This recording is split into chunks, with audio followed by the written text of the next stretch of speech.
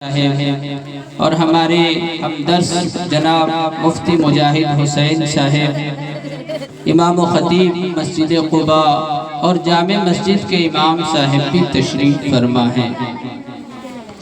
ये प्रोग्राम खुशी का प्रोग्राम है। और खुशी कैसी खुशी मैं अहले खाना को और खुसूसन जनाब सलीम साहिब को, मुस्लिम साहिब को दिल की गहराइयों से मुबारकबाद पेश करता हूँ कि उनके दो बच्चे हाफिज कुरान बने। 2 बच्चे। आज का माहौल इतना खराब है कि एक बच्चे को भी मदरसे में भेजने के लिए तैयार नहीं है।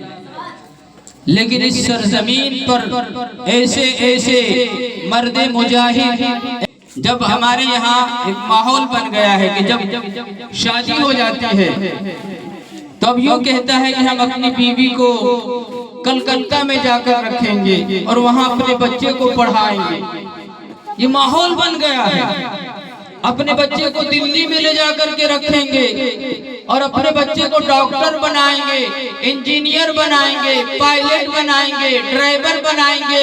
लेकिन मैं आज तक के तजर्बे कहता हूँ, किसी ने कुछ बनाकर नहीं दिया।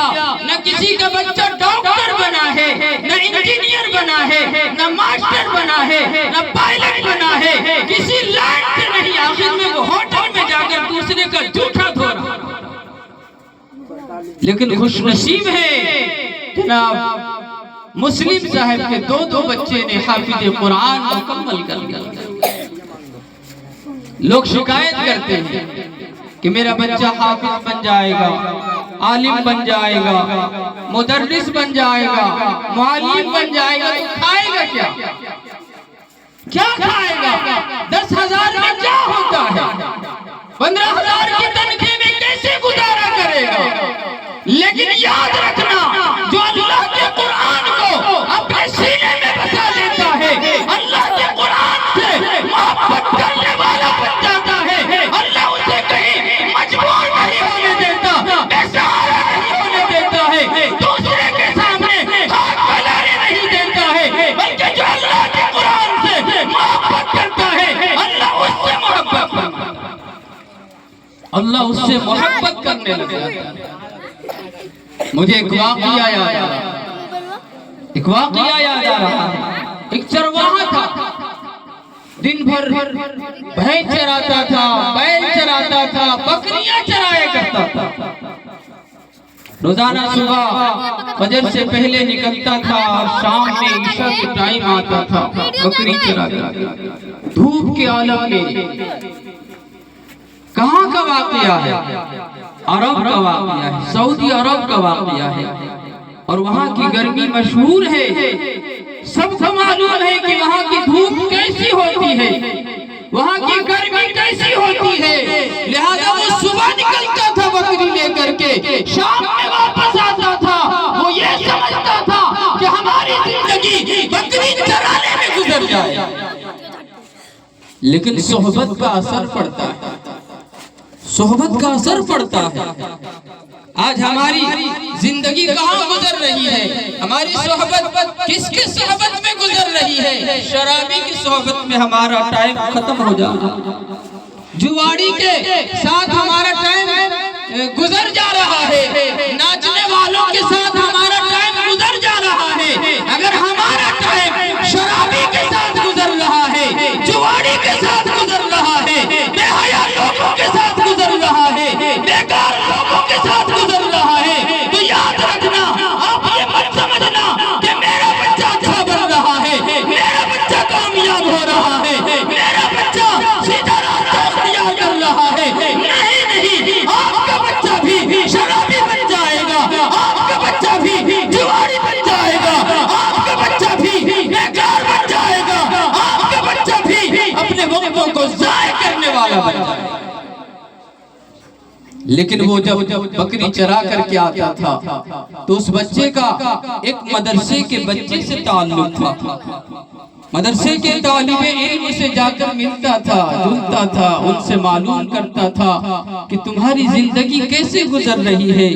हमारी जिंदगी तो एक चरवाहे की गुजर रही है। सुबह बकरी लेकर के निकलता हूँ, शाम में वापस आता हूँ, न मालूम इसी तरह मेरी जिंदगी गुजर जाए।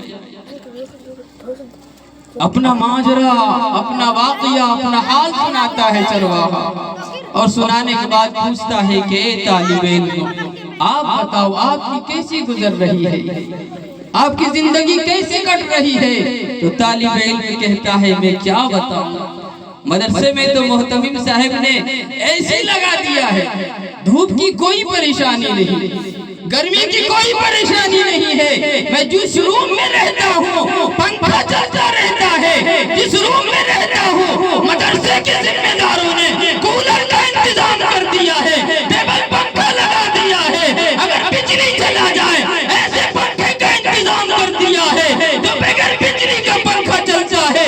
गर्मी की कोई परेशानी नहीं, धूप की कोई परेशानी नहीं, मेरी जिंदगी तो आराम से। चरवाहा कहता है कि तुम्हारी जिंदगी तो खुशहाल है, अच्छी जिंदगी है, अब मेरा क्या होगा। तालिबे इल्म कहता है कि चलो मेरे साथ चलो, मदरसे में तुम भी तालीम हासिल करो, तुम भी पढ़ो, कुरान करीम की तालीम हासिल करो, कुरान करीम की तिलावत करो, कुरान करीम को पढ़ो। कुरान करीम को जो पढ़ता है वही बढ़ता है, जो कुरान करीम को छोड़ देता है वो कभी नहीं बढ़ता, वो अटक जाता है, वो रुक जाता है। लिहाजा वो बकरी को छोड़ देता है और उस तालिबे इल्म के साथ मदरसे में चला जाता है, और उस तालिबे इल्म की सिफारिश की वजह से मदरसे वालों ने दाखिला भी ले लेता है। अब माँ बाप को मालूम भी नहीं है, अपने बाप को इत्तिला भी नहीं किया, अपने गार्जियन को बताया भी नहीं है, अपनी माँ से इजाजत भी नहीं लिया। इसकी माँ को तो ये पता है कि मेरा बच्चा बकरी चरा रहा है, बाप को तो ये मालूम है कि मेरा बच्चा बकरी चरा रहा है, जंगलों में घूम रहा होगा, धूप और तपिश को बर्दाश्त कर रहा होगा, गर्मी की शिद्दत में जिंदगी गुजार